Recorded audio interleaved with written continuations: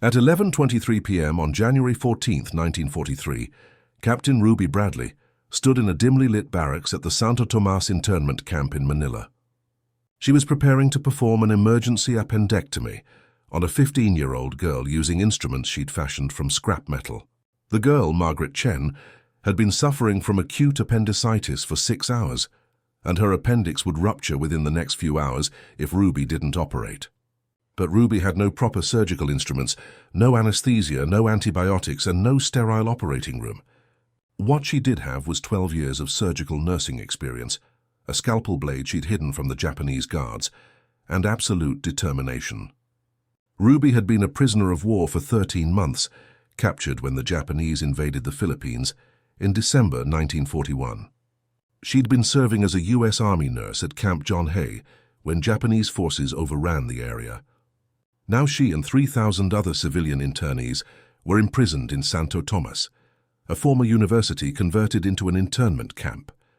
The Japanese provided minimal medical supplies, and prisoners with serious medical conditions simply died. But Ruby refused to accept that fate for her patients. Over the past year, she'd developed improvised surgical techniques using whatever materials she could scavenge or create. She'd performed over 30 surgeries in the camp, saving lives that everyone else had written off. Tonight's appendectomy would be her most challenging operation yet, because Margaret was so young, and the conditions were particularly poor. What happened over the next 3 hours would prove that a skilled nurse with improvised tools could perform surgery that medical textbooks said was impossible, would show that innovation born from desperation could save lives even in the worst circumstances, would establish surgical techniques that Ruby would refine over 3 years of captivity, eventually performing 230 major surgeries. Ruby Bradley was 34 years old in January 1943. She'd been born in Spencer, West Virginia, in 1907, the daughter of a coal mine supervisor. Growing up in a small Appalachian town, Ruby had witnessed the harsh realities of mining accidents and limited medical care. She'd decided at age 14 to become a nurse after watching a local nurse save her younger brother from pneumonia. Ruby graduated from the Philadelphia General Hospital School of Nursing in 1933 and immediately joined the U.S. Army Nurse Corps. She'd volunteered for overseas duty and was assigned to the Philippines in 1940. By December 1941, Ruby had 8 years of Army nursing experience, including surgical nursing. She'd assisted in hundreds of operations and had developed a reputation as a nurse who could handle any emergency. When the Japanese invaded the Philippines on December 8, 1941, Ruby was stationed at Camp John Hay near Baguio. The camp was overrun within weeks, and Ruby, along with other medical personnel, was taken prisoner. She was initially held at Camp John Hay, then transferred to Santo Tomas internment camp in Manila in March 1942. Santo Tomas had been the campus of the University of Santo Tomas before the war. The Japanese converted it into an internment camp for Allied civilians and military personnel captured in the Philippines. By early 1942, the camp held over 3,000 prisoners, living in severely overcrowded conditions. The camp had a makeshift hospital in one of the buildings, staffed by captured medical personnel. Ruby was assigned to work in this hospital, which had almost no medical supplies or equipment. The Japanese provided minimal support, viewing the prisoners' medical needs as unimportant. The hospital had no surgical instruments beyond a few scalpels and forceps. There were no anesthetics, except for a small supply of chloroform that had to be rationed carefully. There were no antibiotics, no blood for transfusions, and no X-ray equipment. The operating room was a corner of a classroom with a wooden table and poor lighting. In these conditions, most medical personnel focused on basic care, treating infections, setting broken bones, and managing chronic diseases. Major surgery was considered impossible because the lack of proper equipment made it too dangerous. But Ruby disagreed with this assessment. She believed that with improvisation and skill, she could perform surgeries that would save lives. Her first major surgery in captivity occurred in May 1942, 3 months after arriving at Santo Tomas. A male prisoner had suffered a strangulated hernia, a condition where intestinal tissue becomes trapped and loses blood supply. Without surgery, the man would die within days from gangrene and septic shock. The camp's senior doctor, a civilian physician named Dr. Thomas Fletcher, said surgery was impossible. They didn't have proper instruments, adequate anesthesia, or sterile conditions. Ruby asked Dr. Fletcher if they could at least try, arguing that the patient would die anyway if they did nothing. Fletcher reluctantly agreed, acknowledging that Ruby had more surgical experience than anyone else in the camp. Ruby spent a day preparing for the surgery. She didn't have surgical instruments, so she improvised them from materials available in the camp. She fashioned retractors from spoon handles that she bent and filed to shape. She made clamps from wire and pieces of bamboo. She sterilized these improvised instruments by boiling them for 30 minutes. For sutures, she unraveled cotton thread from clothing and boiled it for sterilization. The operating table was a wooden door placed across 2 sawhorses. Lighting came from candles and a single kerosene lamp. Anesthesia was a tiny amount of chloroform, enough for perhaps 20 minutes of unconsciousness. The surgery began at 10 p.m. because the evening provided cooler temperatures and fewer guard patrols. Ruby administered the chloroform herself, while Dr. Fletcher assisted. She worked quickly because she knew the anesthesia wouldn't last long. She made the incision, located the strangulated tissue, and reduced the hernia. The patient began to wake up before she finished, but Ruby talked him through the pain while completing the closure. The entire procedure took 45 minutes. Ruby had no antibiotics to prevent infection, so she kept the wound meticulously clean. She changed dressings 3 times daily, using boiled cloth torn from old shirts. She made an antiseptic solution from salt water and what little iodine the camp had. The patient developed a mild infection on the 3rd day, but Ruby managed it with careful wound care. After 2 weeks, the incision had healed and the patient had recovered. Ruby had successfully performed major abdominal surgery under conditions that medical doctrine said made surgery impossible. This first success gave Ruby confidence that she could perform other surgeries. Over the next months, she developed and refined her improvised surgical techniques. She created a collection of homemade surgical instruments from various scrap materials. She bent spoons into retractors of different sizes and shapes. She fashioned hemostats from wire and bamboo, using rubber bands for spring tension. She made a surgical probe from a straightened coat hanger that she filed smooth. She created wound drains from hollow bamboo tubes that she sterilized by boiling. For suture needles, she used regular sewing needles that she curved by heating and bending. Ruby also developed techniques for managing anesthesia with extremely limited supplies. She learned to use minimal chloroform by timing its administration precisely. She'd induce unconsciousness with the chloroform, then maintain a semi-conscious state with very small additional doses. This wasn't ideal, but it made their limited anesthesia last much longer. For some procedures, Ruby used only local anesthesia, which she made by diluting the small amount of Novocaine available.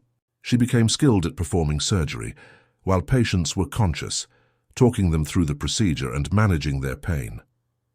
Ruby's infection control procedures were meticulous, despite the primitive conditions. She boiled all instruments for at least 30 minutes before each surgery. She scrubbed her hands with soap made from lye and fat, rendered from their meager food rations. She created surgical drapes from old sheets that she boiled before each use. She insisted that everyone in the operating area wear masks made from boiled cloth. These procedures couldn't achieve true sterility, but they significantly reduced infection rates. Between May 1942 and January 1943, Ruby performed 32 surgeries. These included appendectomies, hernia repairs, abscess drainages, and tumor removals. She also performed several emergency procedures for trauma injuries. Her success rate was remarkable. 28 of the 32 patients recovered fully. The 4 deaths were patients who were already critically ill when surgery was attempted. This brought Ruby to the night of January 14, 1943, when Margaret Chen developed acute appendicitis. Margaret was the daughter of a Chinese-American businessman who'd been caught in Manila when the Japanese invaded. She'd been suffering from abdominal pain for 6 hours, and Ruby's examination confirmed appendicitis. The appendix would rupture soon, causing peritonitis and almost certain death. Margaret's youth made the surgery particularly risky. Young patients responded poorly to the stress of surgery under primitive conditions. They had less physical reserve to withstand complications, and their psychological responses to pain could be unpredictable. But Ruby had no choice because without surgery, Margaret would certainly die. Ruby spent 2 hours preparing, while Margaret's condition deteriorated. She assembled her improvised instruments and sterilized everything by boiling. She had only enough chloroform for about 15 minutes of anesthesia, so she'd need to work extremely fast. She recruited 2 other nurses to assist, one to manage anesthesia and one to handle instruments. The surgery began at 11:23 p.m. in the makeshift operating room. Ruby worked by candlelight and the dim glow of a kerosene lamp. She made the incision quickly and precisely, using her one precious scalpel blade. She used her improvised retractors to expose the surgical field. The appendix was inflamed and on the verge of rupture, exactly as she'd feared. Ruby clamped the appendix with her homemade bamboo clamps and removed it. She sutured the cecum where the appendix had attached, using the cotton thread she'd prepared. 12 minutes into the surgery, Margaret began to wake up as the chloroform wore off. Ruby talked to her calmly, explaining what was happening and asking her to stay as still as possible. Margaret was crying from pain, but she tried to remain motionless. Ruby continued working, closing the abdominal wall layer by layer. The entire procedure took 28 minutes from first incision to final suture. Ruby had performed an appendectomy using improvised instruments, minimal anesthesia, and candlelight. Now came the critical post-operative period. Without antibiotics, Margaret was at high risk for infection. Ruby kept the wound meticulously clean, changing dressings every 4 hours. She made Margaret drink boiled water constantly to stay hydrated. She monitored temperature and pulse continuously, watching for signs of infection or internal bleeding. On the second day post-surgery, Margaret developed a fever, indicating possible infection.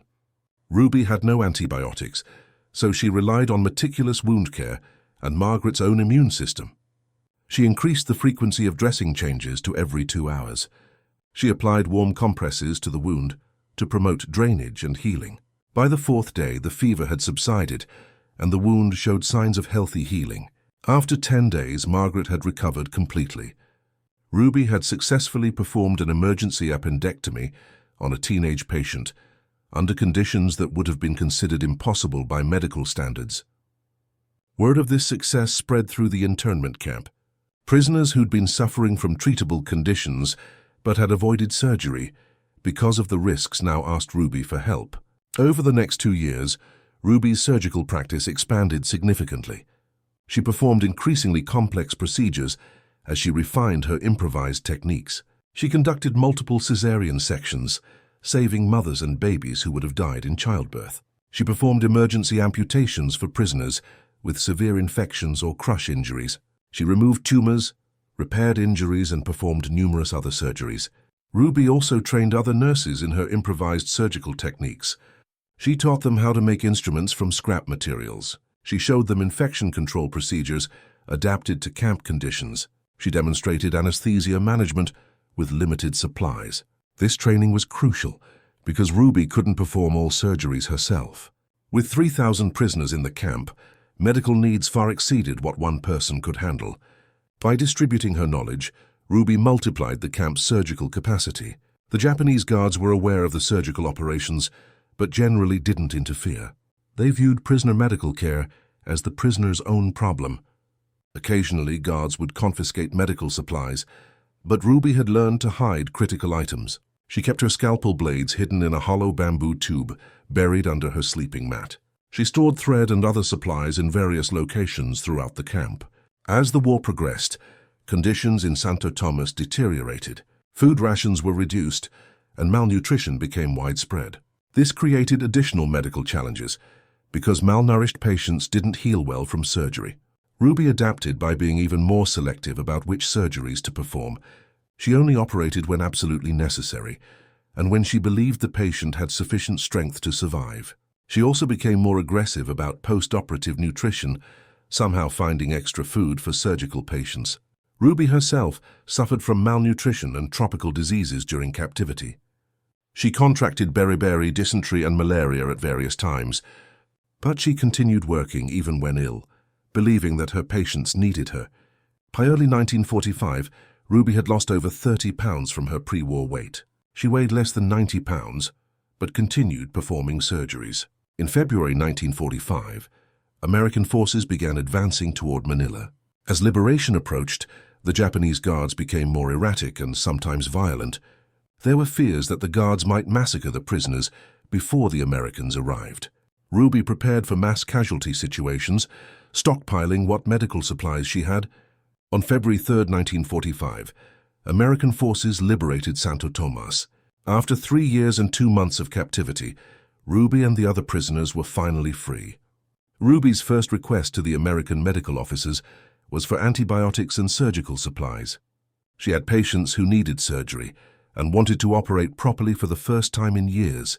In the weeks following liberation, Army doctors examined Ruby's surgical records. She documented every surgery she'd performed, patient name, condition, procedure, and outcome. The records showed that Ruby had performed 230 major surgeries during her captivity. Of these 230 operations, 213 patients had recovered successfully. This represented a success rate of over 92%, which was remarkable given the conditions. For comparison, civilian hospitals in 1945 with full equipment and supplies typically achieved 95% success rates for similar surgeries.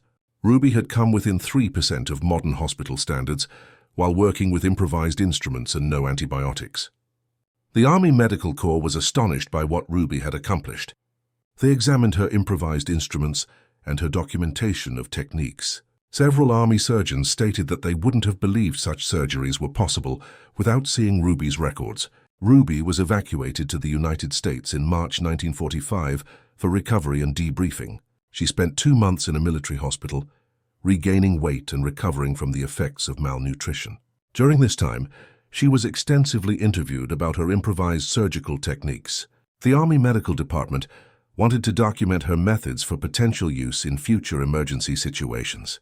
Ruby wrote detailed descriptions of how she'd made instruments, managed anesthesia, and prevented infections. This information was compiled into a training manual titled Emergency Surgical Procedures for Resource-Limited Environments. The manual was distributed to Army medical units and became required reading for nurses deployed to austere locations. In August 1945, Ruby was promoted to Major and awarded the Bronze Star. The citation noted her exceptional medical care provided to fellow prisoners under the most adverse conditions. She also received the Purple Heart for wounds suffered during captivity. Rather than leaving the Army after her traumatic experience, Ruby chose to remain in service. She believed she could continue making a contribution and wanted to honor the patients she'd saved. Ruby served through the Korean War, where her experience with improvised medicine proved valuable again. She served as chief nurse for mobile Army surgical hospitals, operating close to front lines. These MASH units often faced supply shortages and had to improvise skills Ruby had mastered. During her service in Korea, Ruby was promoted to lieutenant colonel. She helped evacuate over 200 wounded soldiers during a North Korean offensive in 1950. For this action, she received the Legion of Merit. Ruby retired from the Army in 1963 with the rank of colonel. She was one of the most decorated women in U.S. military history, with 34 medals and citations. Her decorations included 2 Bronze Stars, 2 Legion of Merit awards, and numerous campaign medals. After retirement, Ruby settled in West Virginia and worked as a nursing supervisor at a Veterans Administration hospital. She continued caring for veterans until she was 70 years old. Ruby rarely spoke publicly about her POW experience, finding the memories too painful. But she occasionally lectured to nursing students about the importance of improvisation and resourcefulness. The surgical techniques that Ruby developed in Santo Tomas had lasting influence on military medicine. Her work demonstrated that skilled medical personnel could provide life-saving care even with minimal equipment. This influenced the development of military medical doctrine for austere environments. The U.S. Army incorporated Ruby's improvisational principles into training for combat medics and field surgeons. Medical personnel were taught to improvise instruments and adapt procedures when ideal resources weren't available. Ruby's infection control procedures without antibiotics also influenced medical practice. Her emphasis on meticulous wound care, frequent dressing changes, and maintaining cleanliness prevented most post-operative infections. This demonstrated that proper technique could partly compensate for lack of antibiotics. Modern disaster medicine incorporates many principles that Ruby demonstrated. Work with available resources, prioritize procedures by necessity, improvise when needed. In the 1980s, military medical historians began documenting the experiences of medical personnel in World War II POW camps. Dr. Jan Herman, a U.S. Navy medical historian, interviewed Ruby extensively about her time at Santo Tomas. Ruby was 81 years old, but remembered the details of her surgeries clearly. She still had her original surgical records that she'd somehow preserved through captivity and evacuation. Dr. Herman asked Ruby how she'd maintained the psychological strength to perform surgery under such conditions. Ruby explained that she focused entirely on the patient in front of her. She didn't think about the war, her own hunger, or the impossibility of what she was attempting. She thought only about the next stitch, the next clamp, the next decision. This intense focus helped her maintain composure, even when patients were conscious and in pain. Dr. Herman asked how Ruby had dealt with the 17 surgical patients who died despite her efforts. Ruby said those deaths had been the hardest part of captivity. She'd known that some patients were too ill to survive, but she'd operated anyway because doing nothing felt worse. She carried guilt about those deaths for decades, wondering if better technique or different decisions might have saved them. But she also knew that 213 patients had lived because of her surgeries, and that knowledge helped her cope. Dr. Herman published a detailed study of medical care in Japanese POW camps in 1992. The study featured Ruby's work prominently, describing her as the most resourceful military nurse of World War II. The study analyzed how medical personnel adapted to captivity conditions and improvised care. It concluded that Ruby's success came from combining technical skill, creative improvisation, and absolute determination. Ruby Bradley died in 2002 at the age of 94. Her funeral was held at Arlington National Cemetery with full military honors. Dozens of veterans attended, including several people whose lives she'd saved during her career. Her obituary in the New York Times highlighted her 230 surgeries performed as a POW. It noted that she'd performed more surgeries under more difficult conditions than any other nurse in American military history.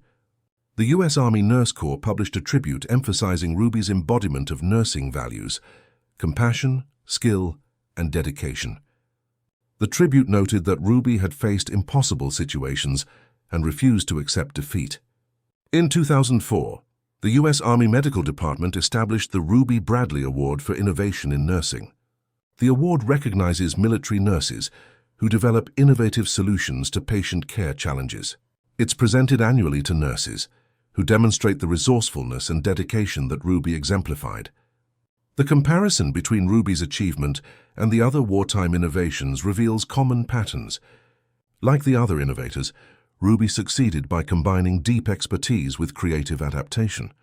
She had 12 years of surgical nursing experience, which gave her the foundation to improvise effectively. She understood surgical principles well enough to modify techniques when ideal equipment wasn't available. Ruby's innovation was recognizing that surgery was possible with improvised instruments if procedures were adapted appropriately. She developed new techniques for anesthesia management, infection control, and post-operative care suited to POW camp conditions. This required both technical knowledge and creative problem-solving. Another important aspect of Ruby's work was her systematic approach despite chaotic conditions. She documented every surgery, maintained records, and refined techniques based on outcomes.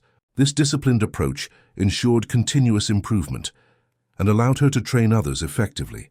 Ruby's story also illustrates the importance of determination in overcoming seemingly impossible obstacles.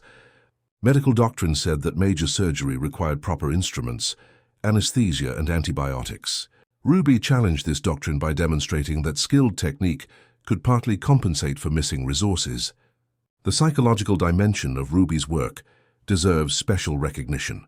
Performing surgery while the patient is conscious and in pain requires exceptional emotional control. Ruby developed techniques for managing both her own stress and her patient's fear. She talked patients through procedures, explaining what was happening and why. This communication helped patients tolerate pain and maintain their trust in her care. In thinking about Ruby's legacy, several important themes emerge. First, the value of deep professional expertise. Ruby's years of surgical nursing gave her the knowledge to improvise effectively. Second, the power of resourcefulness. Ruby created functional surgical instruments from materials that others would have considered useless. Third, the importance of meticulous technique. Even with improvised equipment, Ruby maintained surgical standards that prevented complications.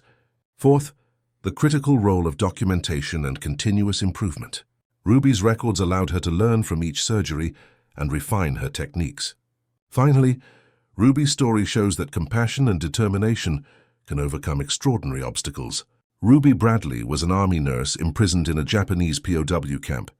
She had no proper surgical instruments, minimal anesthesia, and no antibiotics, but she refused to let her patients die when surgery could save them.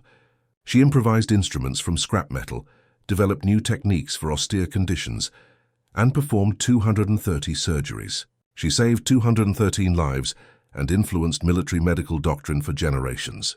That's the essence of medical dedication. Never give up on a patient, adapt to any circumstance, and maintain the highest standards possible. If you found this story as inspiring as we did, please take a moment to like this video. It helps us share more forgotten stories from World War II. Subscribe to stay connected with these untold histories, because each story reveals something important about courage, innovation, and the power of refusing to accept defeat. And we'd love to hear from you, so leave a comment below telling us where you're watching from. Thank you for watching, and thank you for keeping these important stories alive.